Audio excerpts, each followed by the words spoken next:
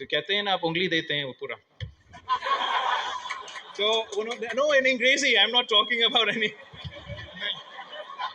میں انگریزی میں ایک کہاوت ہے if you give them an inch they take a mile. I was referring to that. Now 184 186 199 I hear you. اب انہوں نے اپنا توبہ جو میمز بنیں گے ہم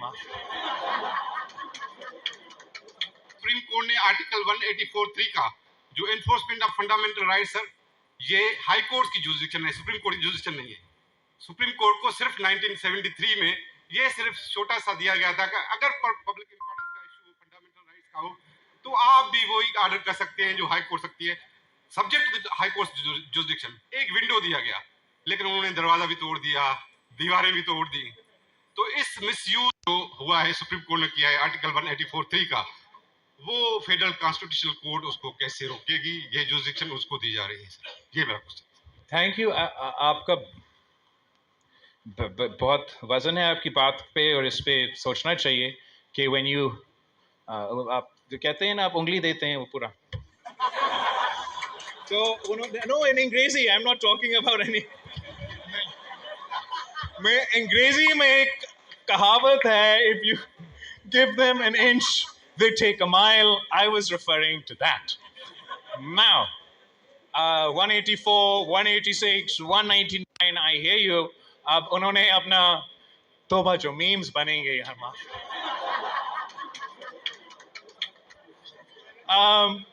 186 184 آئینی عدالت کے پاس ہو, 199 آپ کا ہائی کورٹ کے پاس ہے, ان کا اختیار ہے, اس پہ بحث ہو.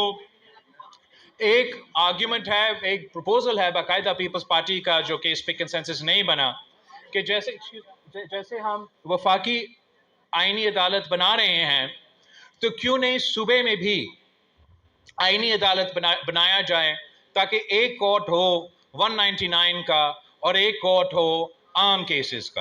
اور اگر 50% کیسز 199 کے مطابق ہے تو باقی کیسز کو بھی اس طریقے سے. مگر یہ کام اگر ہوتا بھی ہے, ہم چاہیں گے کہ سارے ہائی کورٹ بار اور سارے ہائی کورٹس کو آن بورڈ کر کے یہ کام کرے. میں سمجھتا ہوں ضروری ہے, بٹ ابھی تک اس پہ اوپر کنسنسس نہیں بنا. ایک پوائنٹ جس کی وجہ سے یہ سب کچھ ہو رہا ہے, I need to go back to that. یہاں کہا گیا کہ نیا کورٹس میں جو ہے یہ پاور واپس سیاستدان کے پاس جا رہے ہیں جوڈیشری میں اپوائنٹمنٹس کرنے کا, اور یہ جوڈیشری کا آزادی کیسا ہوگا. میں اب ریپیٹ کرنا چاہ رہا ہوں کہ دنیا بھر میں آپ کے ایسے ایگزامپلس ہیں جہاں سیاستدان, چاہے وہ لیجسلیٹر میں ہو یا وہ جس بھی شکل میں, یہ فیصلے کرتے ہیں. اور آپ کے ملک میں بھی آپ کو پتا ہے کہ یہ کام کب سیاستدانوں سے, کب وزرائے اعظم سے لے کے چیف جسٹس کی جیب میں ڈالا گیا. کیا وہ کسی آمر کا دور میں تھا؟ نہیں, آمر کو اجازت بنائے جج سو بسم اللہ. کیا یہ اختیار لیا گیا کسی آمر کی پراکسی حکومت کے تھرو؟ نہیں, ان کو بھی سو بسم اللہ بنائے جج.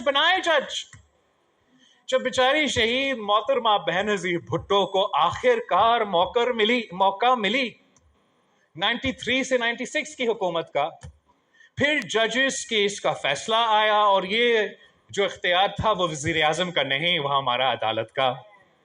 تو جہاں تک میں سمجھتا ہوں یہ فیصلہ عوام کا فیصلہ ہونا چاہیے, اور عوام کا فیصلہ اپنے پارلیمنٹیرینز کے تھرو ایکسرسائز کرنا چاہیے, کسی جوڈیشل کمیٹی کے تھرو اور پارلیمانی کمیٹی کے تھرو ایکسرسائز ہونا چاہیے.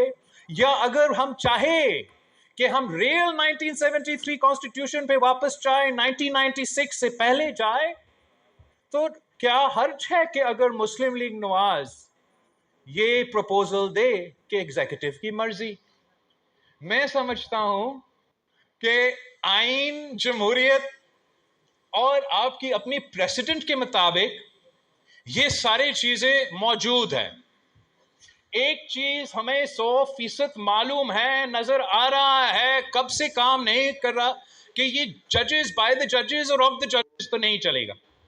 میں آپ کی طرح مانتا ہوں کہ چاہے چلے ایک تو جو جوڈیشل اپوائنٹمنٹس کا پروسیس ہے, we should go back to what we'd sort of proposed with the 18th Amendment, with the Judges Committee and the Parliamentary Committee merging and making decisions amongst themselves. I think, along with the Chief Justice of Pakistan, other members of that committee, be it members of the bar, be it members of the opposition in Parliament, be it members of the governing benches, they too should be able to propose the names of judges, and then whatever consensus they reach or whatever decision they reach, so bismillah. تو وہ ہے ہمارا proposal. مگر یہ بات کہنا کہ judiciary کا انڈیپینڈنس کہاں جائے گا جب پارلیمان یہ فیصلہ کرے گا, جب آپ کے منتخب نمائندے یہ فیصلے کریں گے, جب عوام یہ فیصلہ کرے گا, اس پہ I respectfully disagree.